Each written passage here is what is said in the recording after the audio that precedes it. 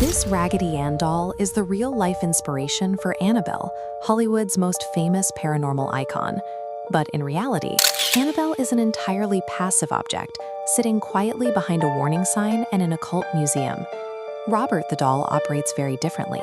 He is an interactive, psychological menace who demands active participation from anyone who steps into his room.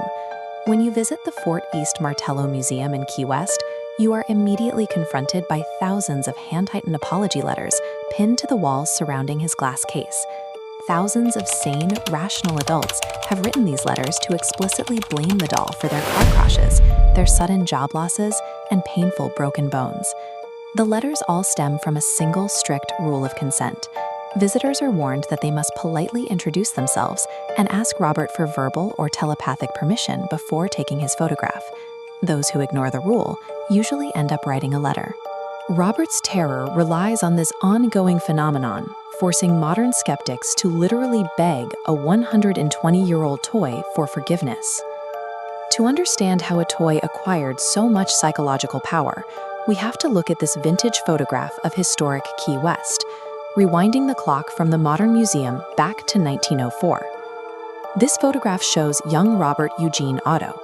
For his 4th birthday, he received a bizarre 40-inch straw-filled sailor doll that was nearly his own size. The official record suggests the doll, much like this classic teddy bear, was manufactured by the Steiff Company. Historians believe Robert was originally designed as a commercial window display, completely unsuited to be a child's plaything. But local lore tells a darker story. Neighbors claimed the toy was actually a gift from a mistreated Bahamian servant, who used voodoo to hex the doll in retaliation against the wealthy Otto family. Whatever his origins, the doll caused an immediate psychological shift in the young boy.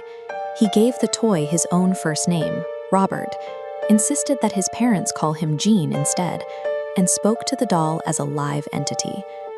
The danger brewing in the Otto household didn't require a supernatural curse.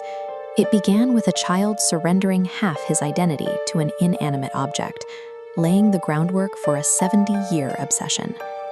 Decades later, Gene, now an adult and an established artist, moved back into this Victorian home, bringing his lifelong companion with him. Inside the walls, the disturbances escalated. Gene's wife and visiting guests reported hearing sinister giggles from the attic and finding mutilated toys scattered across the floor. Whenever something broke, Gene would instantly claim Robert did it. Soon, the terror bled out into the neighborhood. Terrified servants quit their jobs without notice, and local school children walking past the house swore they saw the doll moving from window to window, glaring down at them. Gene Otto died in 1974, leaving the house and Robert to a woman named Myrtle Reuter. Instead of throwing the doll away, she lived with it, enduring 2 decades of alleged torment. By 1994, Myrtle had reached her breaking point. She claimed the doll was physically locking her inside rooms. Terrified, she surrendered Robert to the local museum and publicly declared that the object was haunted. By surviving his original owner, Robert achieved something rare. His localized mythology successfully mutated from a family's dark psychological secret into a validated inherited curse. Robert's public display in 1994 transformed a secluded neighborhood legend into an accessible global phenomenon, exposing his reputation to thousands of tourists every year. Almost immediately, visitors began reporting physical anomalies. People who mocked the doll experienced sudden camera malfunctions, dead batteries, and mysterious hardware failures in his presence. Psychologists point to apophenia, the brain's tendency to perceive meaningful patterns in random data, like tying a flat tire to a museum exhibit.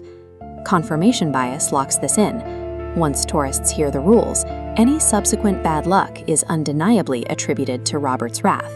The museum itself acts as the infrastructure of the haunting. By eagerly archiving and displaying the apology letters, they provide an official physical address for people to send their anxiety and misfortune.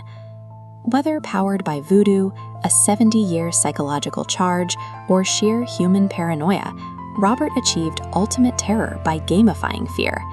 He proves a pile of fabric and straw can successfully hijack the rational minds of thousands.